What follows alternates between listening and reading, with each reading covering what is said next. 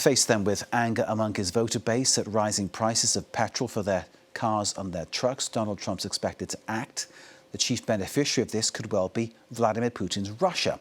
A relaxation of sanctions on Russian oil, sanctions linked to Putin's illegal war on Ukraine, could see his oil stocks sold via India and then from there to the rest of the world. It's been confirmed Trump and Putin spoke by phone in the last 24 hours. Here's Emerald Maxwell.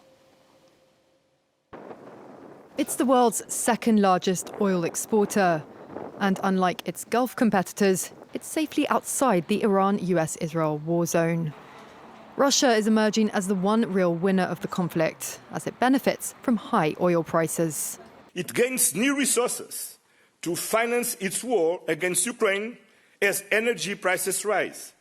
It profits from the diversion of military capabilities that could otherwise have been sent to support Ukraine. Trump's administration is keen to boost world supplies of oil so as to bring prices down, after they spiked Monday to over $100 a barrel. The US president told reporters that he'd had a very good call with his Russian counterpart and spoke about lifting sanctions while avoiding identifying whom with. So we have sanctions on some countries. We're going to take those sanctions off till this straightens out. Then who knows, maybe we won't have to put them on. There'll be so much peace. The Kremlin said the idea of lifting oil sanctions had not been discussed in detail with Washington. The move, though, is opposed by Europe, as it would complicate efforts to deprive Moscow of revenue for its war in Ukraine. Vladimir Putin on Monday offered European countries access to Russian oil and gas in return for their cooperation. If European companies and European buyers suddenly decide to reorient themselves and provide us with long-term, sustainable cooperation, free from political pressures, then yes, of course, we're ready to work with Europeans too. After being effectively cut off from its European market following the Ukraine war, Moscow turned to India and China to sell its oil. Last week, amid the escalating conflict, and less than a month after India agreed to stop buying Russian oil in exchange for a US trade deal, Washington said it could buy it again for 30 days. For more on this, we're joined by an expert on Russia's energy sector. Sergey Vakulenko is Senior Fellow at the Carnegie Russia Eurasia Centre. Sergey, thanks for being with us. It may strike many people watching this that there's something quite immoral if, as we're suspecting, Vladimir Putin looks likely to cash in when all the chaos is happening all around him. Well, yes, he was one of the chief winners of all this. Russia is one of the major petrostates, and it would be able to continue selling its oil. One thing is, though, Russia is not a swing producer. Russia is not going to increase its oil production. Most likely, it's not going to increase its oil exports because of the current shortage. Wouldn't be able to. On the other hand, Russia was exporting during all the 4 years of the war, pretty much at the same pace it was before, and it was only limited by OPEC Plus agreements rather than its inability to export because of the sanctions. Some people might be suspicious of the fact that Donald Trump is considering easing the sanctions on Moscow. Is this another sign, perhaps, that he feels more, how can I put it, happier in Putin's company rather than anybody else's, basically viewing Putin as his friend and ally? What is he doing at the moment, really, is just legitimizing what's going on anyway. What actually was pushing away the main purchasers of Russian oil, India and China, away from Russian oil was the glut in the global oil markets. When they had an option to choose, India in particular might consider buying some other oil rather than Russian. When the market is in balance or if there is a shortage, India would buy it nevertheless. So what Donald Trump is really doing now is effectively saving his face, pretending that his policy towards India work. So all these fine words that we've heard about sanctions, about trying to prevent Vladimir Putin's war machine from growing so the attacks on Ukraine could be sustained, it's all been kind of words, and behind the scenes, the oil's being sold all the time. That's what you're saying, isn't it? Pretty much so, at least when it comes to volumes. When it came to discounts, indeed, sanctions did matter to some extent.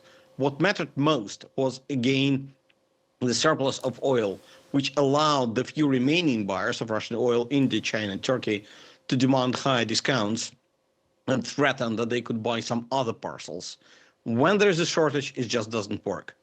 So, to a very limited extent, when it comes to limiting Russian revenue, sanctions did work. Probably the most powerful sanction of that sort was a European decision not to import any Russian oil whatsoever, and that's been 3 years old by now. But other than that, India and China kept buying Russian oil.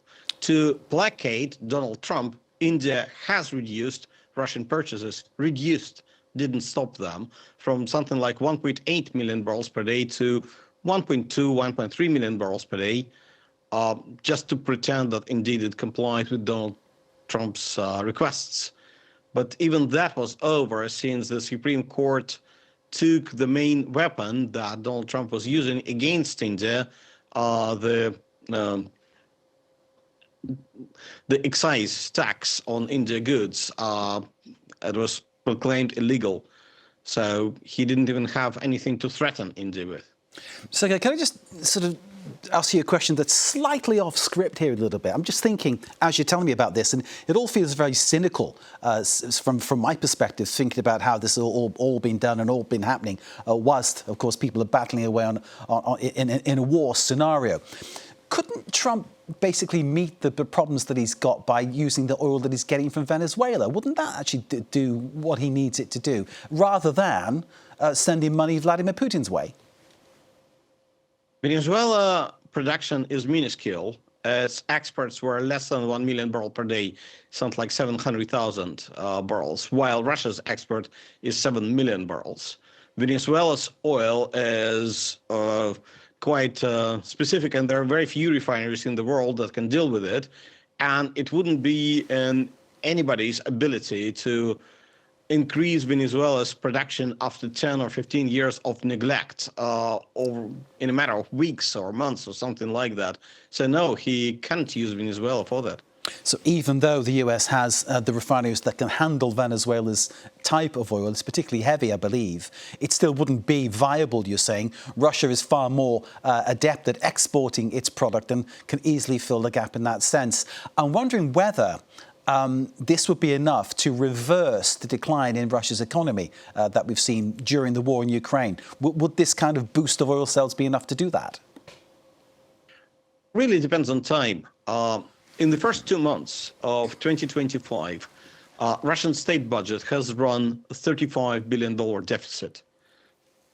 Every dollar in price increase of oil adds $1 billion per month to Russian state budget surplus. So, well, do your math.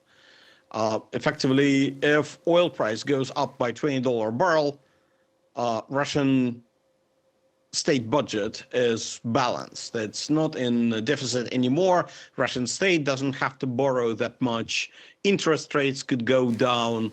The rest of the economy could borrow, because what was happening really was the state was crowding out all other borrowers in the capital markets, and the enterprises pushed away from the capital markets. They had to curtail their production, so they were suffering. So what's going on really is that Russian economy at the moment stagnates. It's probably in a small decline, something like 0.5% per annum, something like that. But it's not an implosion of a kind that we saw 35 years ago in 1990. But yes, growing oil prices and reduction of discounts between Urals and Brent is going to help quite a lot. But it's just a matter of time. If it's going to last for a week, a month, 2 months, it's not going to make much of a difference. If the effect of this war is going to be felt for until the end of the year or longer, then yes, it would change some things. Sergey Vakulenko of the Carnegie Russia Eurasia Centre. Thank you, sir, for your straight talking and for that very clear analysis of the situation. Putin perhaps set to cash in if those sanctions are relaxed. But as Sergey points out, Russia already selling its oil and continuing to sell its oil in spite of all the fine words and threatening words from various world leaders. It hasn't really affected how sales are going through. Sergey Vakulenko, thank you for joining us, sir, and thank you for clearing that up for us. Thank you very much.